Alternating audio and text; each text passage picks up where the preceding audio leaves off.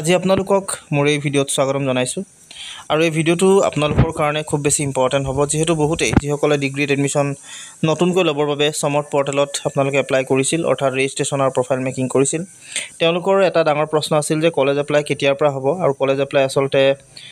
যেটো ডেট সেই ডেটটো জানিব বিচাৰিছিল সদায় হয়তো আপোনালোকে চাই আছে যে কেতিয়া কলেজ এপ্লাই হ'ব এইটো লৈ আপোনালোকৰ সংশয় ইতিমধ্যে আছে গতিকে আপোনালোকক এই ভিডিঅ'টিত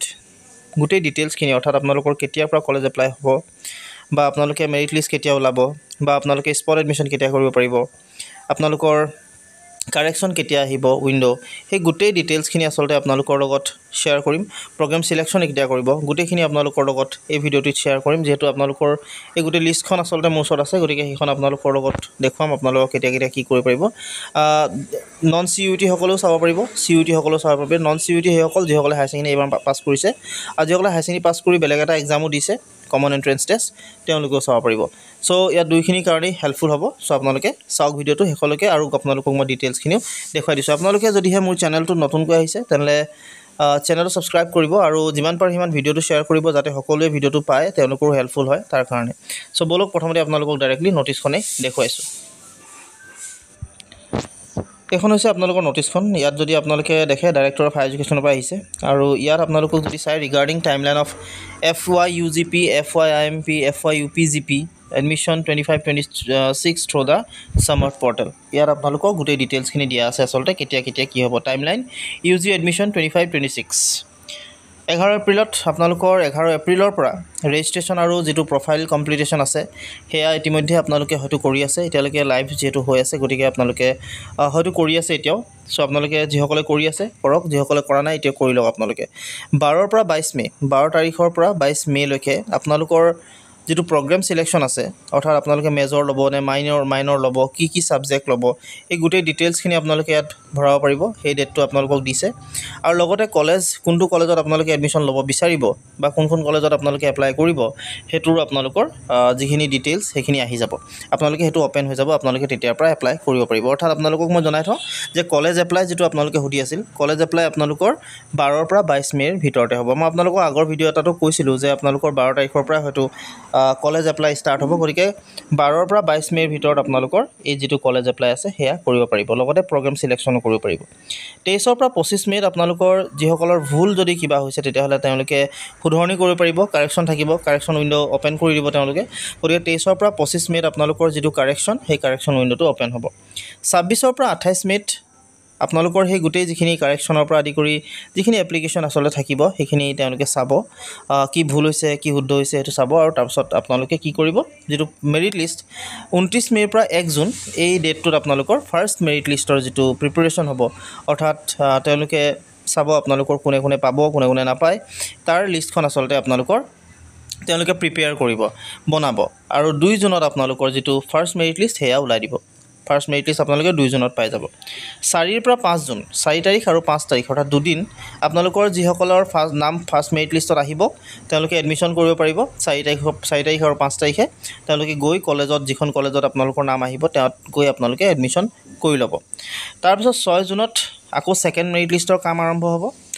7 জুনত আপোনালোকৰ সেকেন্ড মেৰিট লিষ্টৰ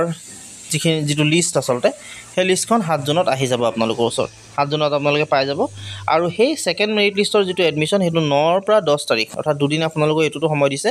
9 তাৰিখ আৰু 10 তাৰিখ এই দুদিনত আপোনালোকৰ সেকেন্ড মেৰিট লিষ্টৰ যিখিনি এডমিশ্যন সেই এডমিশ্যন বিলাকো সম্পূৰ্ণ হ'ব অৰ্থাৎ আপোনালোকৰ এডমিশ্যন ল'ব পাৰিব এতিয়া এই দুটা ফাৰ্স্ট মেৰিট লিষ্টৰ এডমিশ্যন আৰু সেকেন্ড মেৰিট লিষ্টৰ এডমিশ্যনৰ সময়ত যদি আপোনালোকে কেনেবাকৈ এডমিশ্যন ল'ব নোৱাৰিলে বা আপোনালোকৰ ধৰক ইয়াত এডমিশ্যনত কিবা অসুবিধা হ'ল এই ডেটটো তেতিয়াহলে আপোনালোকে 11 পৰা 14 জুন এই দুদিনত 11 তাৰিখ 12 তাৰিখ 13 তাৰিখ 14 তাৰিখ 11 তাৰিখ 12 তাৰিখ 13 তাৰিখ 14 তাৰিখ 4 দিন আপোনালোকৰ সময় দিছে সো এই 4 দিনত আপোনালোকে স্পট এডমিশ্যন আপোনালোকে কলেজলৈ গৈ নিজৰ এডমিশ্যনটো ল'ব পাৰিব সো এটো হৈছে আপোনালোকৰ গোটেই নন সিইউটি যিসকল অৰ্থাৎ হায়াৰ ছেকেণ্ডেৰী পাছ কৰি যিসকলে এবাৰ এপ্লাই কৰিছে ডিগ্ৰীৰ কাৰণে তেওঁলোকৰ সম্পূৰ্ণ লিষ্টখন আৰু আপোনালোকৰ যি ক্লাছ আছে সেই ক্লাছবিলাক ষ্টাৰ্ট হ'ব 1 আগষ্টৰ পৰা আকৌবা আপোনালোকক কৈ দিছোঁ 11 এপ্ৰিলৰ পৰা আপোনালোকৰ ৰেজিষ্ট্ৰেশ্যন হৈ আছে 12 পৰা 22ত আপোনালোকে কলেজ এপ্লাই আৰু প্ৰগ্ৰাম সিলেকশ্যন কৰিব পাৰিব 23 পৰা 25 তাৰিখলৈকে আপোনালোকৰ কাৰেকশ্যন অ'পেন হৈ যাব, কাৰেকশ্যন উইণ্ড' ভুল হ'লে আপোনালোকে শুধৰণি কৰিব পাৰিব। 26 পৰা 28 তাৰিখে স্ক্ৰুটনি কৰিব। 29 পৰা 1 তাৰিখে আপোনালোকৰ ফাৰ্ষ্ট মেৰিট লিষ্টটোৰ কাৰণে প্ৰিপেৰেশ্যন কৰিব আৰু সেইটো পাব্লিছ কৰিব 2 তাৰিখে 2 জুনত। তাৰপিছত আপোনালোকৰ 4 পৰা 5 জুনত আপোনালোকৰ ফাৰ্ষ্ট মেৰিট লিষ্টৰ এডমিশ্যন হ'ব। 6 জুনত ছেকেণ্ড মেৰিট লিষ্টৰ কাৰণে পাব্লিকেশ্যন কৰিব। 7 তাৰিখে আপোনালোকৰ আহি যাব ছেকেণ্ড মেৰিট লিষ্ট আপোনালোকৰ সন্মুখত। 9 পৰা 10 তাৰিখে ছেকেণ্ড মেৰিট লিষ্টসকলৰ যিসকলৰ নাম আহিব তেওঁলোকৰ এডমিশ্যন হ'ব। আৰু এই দুটা লিষ্টত যিসকল থাকি যাব এডমিশ্যন কৰিবৰ বা কিবা প্ৰব্লেমৰ কাৰণে তেওঁলোকে আচলতে 11 পৰা 14 জুনৰ ভিতৰত এডমিশ্যন ল'ব পাৰিব। আৰু 1 আগষ্টত আপোনালোকৰ যিটো ফাৰ্ষ্ট ছেমিষ্টাৰৰ ক্লাছ সেইবিলাক ষ্টাৰ্ট হৈ যাব। এইটো হৈছে নন CUET। যিসকল CUET হয় অৰ্থাৎ কমন ইউনিভাৰ্চিটি এণ্ট্ৰেঞ্চ টেষ্ট যিসকলে দিছিল তেওঁলোকৰ 5 পৰা 13 তাৰিখৰ ভিতৰত আপোনালোকৰ ৰেজিষ্ট্ৰেশ্যন আৰু প্ৰগ্ৰেম ছিলেকশ্যন আৰম্ভ হ'ব। অৰ্থাৎ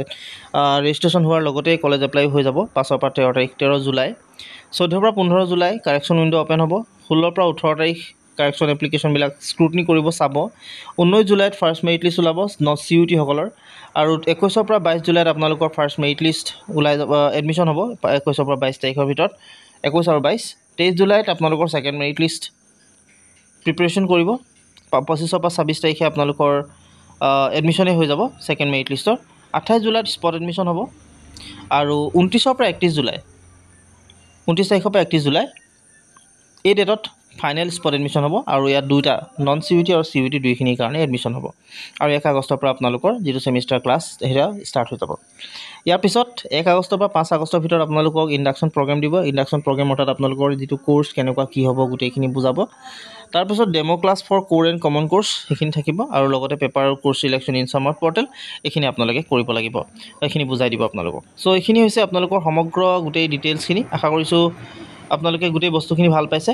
যদি আপোনালোকে বুজি পাইছে তেতিয়াহ'লে ভাল কথা, আৰু যদি আপোনালোকৰ কিবা কনফিউজন আছে কমেণ্ট কৰিব, মই আপোনালোকক হেল্প কৰিবলৈ চেষ্টা কৰিম। চ' আজিলৈ আপোনালোক এইখিনি কথা জনাই এই ভিডিঅ'টোৰ পৰা মই বিদায় মাগিম। ধন্যবাদ।